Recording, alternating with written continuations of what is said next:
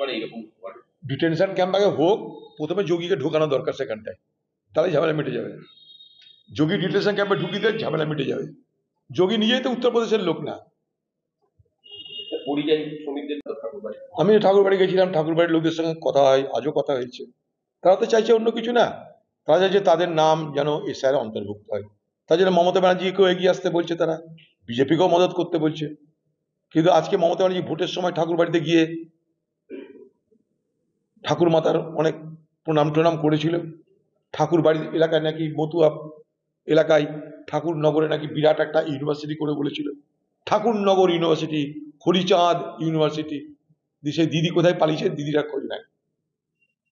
University দিদি করেনি, আর মতুয়াদের সঙ্গে সম্পর্কও রাখেনি। দিদির সঙ্গে ভোটের সম্পর্ক, ভোট শেষ, দিদির সঙ্গে গল্প শেষ। এখন ভোট এসছে, মতুয়া এলাকায় ঘোরাঘুরি আরম্ভ করেছে।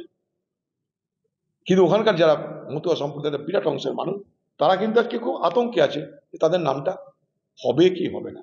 সেই মর্মে আমি উভয় দলকে বলবো যে ওই মতুয়াদের ভোট বিজেপি নিয়েছে, ওই মতুয়াদের ভোট টিএমসি নিয়েছে।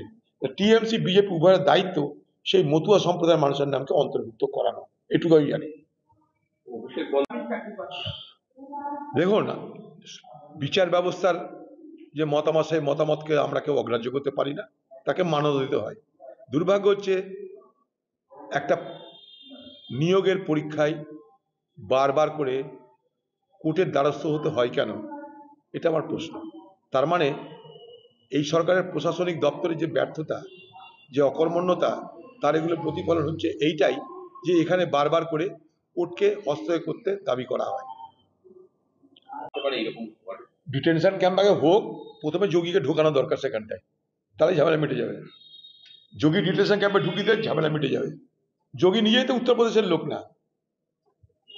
পরিযায়ী শ্রমিকদের ঠাকুরবাড়ি, আমি ঠাকুরবাড়ি গেছিলাম, ঠাকুরবাড়ির লোকদের সঙ্গে কথা হয়, আজও কথা হয়েছে। তারা তো চাইছে অন্য কিছু না, তারা চাইছে তাদের নাম যেন এসআইআর অন্তর্ভুক্ত হয়। তার জন্য মমতা ব্যানার্জিকেও এগিয়ে আসতে বলছে, তারা বিজেপিকেও মদত করতে বলছে। কিন্তু আজকে মমতা ব্যানার্জি ভোটের সময় ঠাকুরবাড়িতে গিয়ে ঠাকুর মাতার অনেক প্রণাম টনাম করেছিল।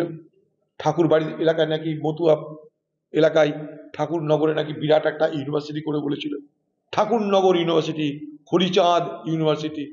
সেই দিদি কোথায় পালিয়েছে, দিদিরা খোঁজ নেয়। ইউনিভার্সিটি দিদি করেনি, আর মতুয়াদের সঙ্গে সম্পর্কও রাখেনি। দিদির সঙ্গে ভোটের সম্পর্ক, ভোট শেষ, দিদির সঙ্গে গল্প শেষ। এখন ভোট এসছে, মতুয়া এলাকায় ঘোরাঘুরি আরম্ভ করেছে।